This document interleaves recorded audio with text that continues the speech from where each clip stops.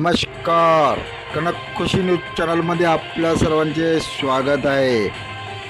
राष्ट्रसंत तुकडोजी महाराज नागपूर विद्यापीठामध्ये PhD मार्गदर्शकाची कमतरता.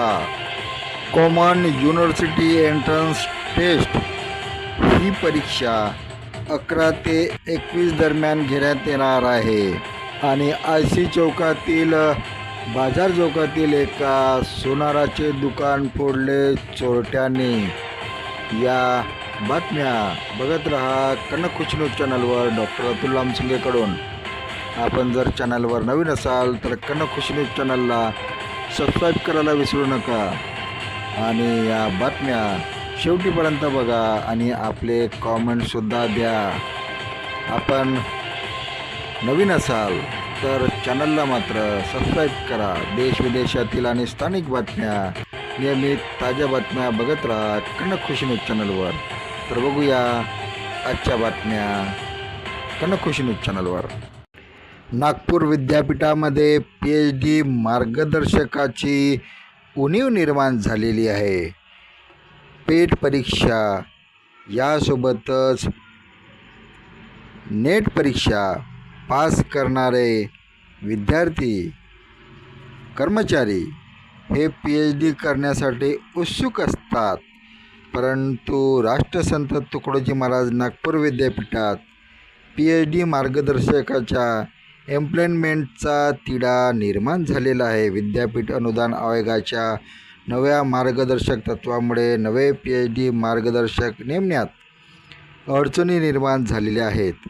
यामुळे विद्यापीठात PhD मार्गदर्शकाचा तुटवडा निर्माण झालेला आहे. नागपूर विद्यापीठाच्या विविध शाखांमधील PhD पर्यवेक्षक म्हणून सुमारे 150 ते 200 लोकांना मान्यता मिळाली आहे. अशा प्राध्यापकांचे एकूण विद्यापीठाच्या संशोधन केंद्रात PhD मार्गदर्शक म्हणून एम्प्लॉयमेंट करणे गरजेचे आहे. मात्र विद्यापीठ अनुदान आयोगाने या संदर्भातील नियम बदलले असून या प्राध्यापकाचे समायोजन करण्यात अडचणी निर्माण होत आहेत. इतर विद्यापीठांमध्ये मात्र अशा प्राध्यापकांना सहमार्गदर्शक म्हणून नियुक्ती देण्यात आलेल्या आहेत. मात्र राष्ट्रसंत तुकडोजी महाराज नागपूर विद्यापीठात अशा प्रकारे कोणतीही उपाययोजना करण्यात आलेली नाही. त्यामुळे PhD पर्यवेक्षकाच्या नियुक्त्या रखडलेल्या आहेत. सुमारे 100 ते 150 प्राध्यापक एम्प्लॉयमेंटच्या प्रतीक्षेत आहेत.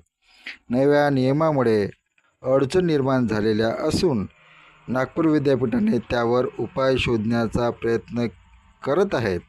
सहमार्गदर्शकाची नियुक्ती केल्यास सगळ्यांसाठी सोयीचे ठरेल.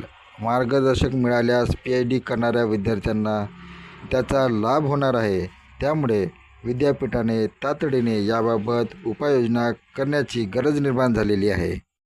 विविध विद्यापीठामध्ये विविध अभ्यासक्रमामध्ये प्रवेश घेण्यासाठी घेण्यात येणारी एंट्रन्स एक्झाम म्हणजेच कॉमन युनिव्हर्सिटी एंट्रन्स एक्झाम अर्थात CUET परीक्षेचे आयोजन यावर्षी 11 ते 31 मे दरम्यान करण्यात येणार आहे. नॅशनल टेस्टिंग एजन्सीच्या वतीने घेण्यात येणाऱ्या परीक्षेचे प्रवेशपत्रे विद्यार्थ्यांना मंगळवारी 5 मेपासून उपलब्ध करून देण्यात आली आहेत.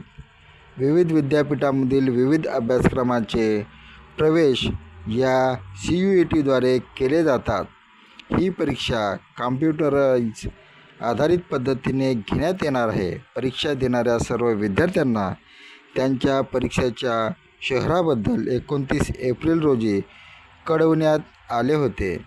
परीक्षेचा कालावधी हा 3 तासाचा राहणार आहे.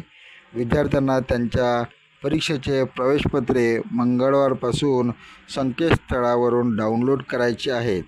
या संकेतस्थळ खाली दिलेले आहे. या परीक्षेमध्ये भाषा, मुख्य विषय आणि सामान्य ज्ञानावर आधारित 3 पेपर घेतले जातात.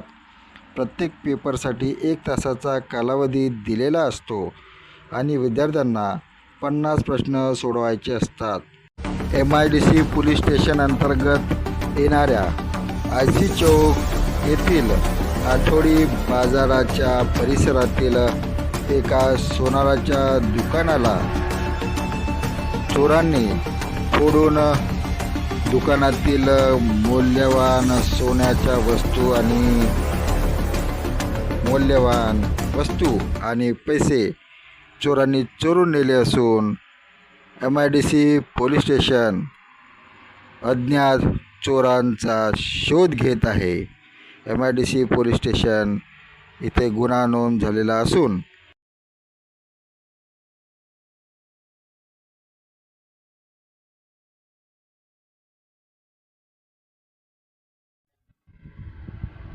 धन्यवाद. आपण बघत होता कनक खुशी न्यूज चॅनलवर आजच्या ताज्या बातम्या. आपण कनक खुशी न्यूज चॅनलला सबस्क्राईब करा आणि आपले कॉमेंटसुद्धा द्या. तर बघत रहा नियमित कनक खुशी न्यूज चॅनलवर ताज्या ठळक बातम्या. नियमित बघत रहा.